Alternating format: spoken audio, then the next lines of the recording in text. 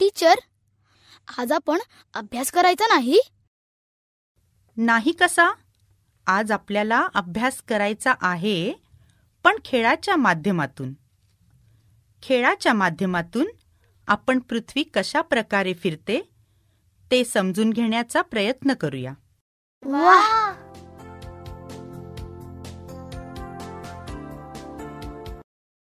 अरुण, इकडे ये आणि वर्तुळाच्या मध्यभागी उभा राहा.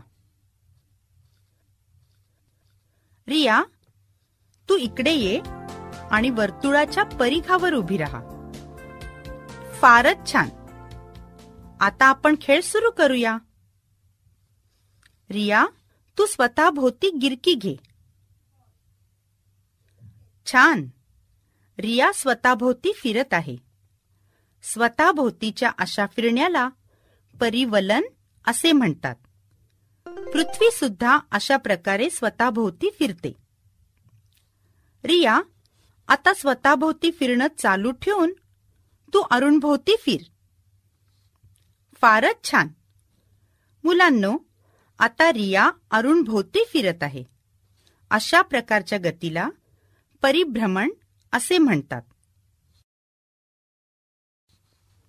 पृथ्वीचे हे चित्र पहा. पृथ्वी स्वतःभोवती फिरते. पृथ्वीच्या या गतीला पृथ्वीचे परिवलन असे म्हणतात.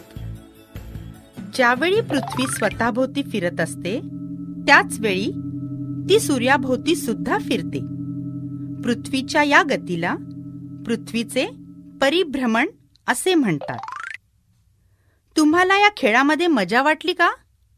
मला खात्री आहे तुम्हाला या खेळामध्ये मजा वाटली असणार. होय टीचर, आम्हाला मजा वाटली. शिकवलेले तुमच्या किती लक्षात राहिले आहे ते आता पाहूया. पृथ्वीच्या 2 गती कोणत्या? परिवलन आणि परिभ्रमण. बरोबर. परिवलन आणि परिभ्रमण या पृथ्वीच्या 2 गती आहेत. पृथ्वी स्वतःभोवती एक फेरी पूर्ण करते याचे नीट निरीक्षण कर.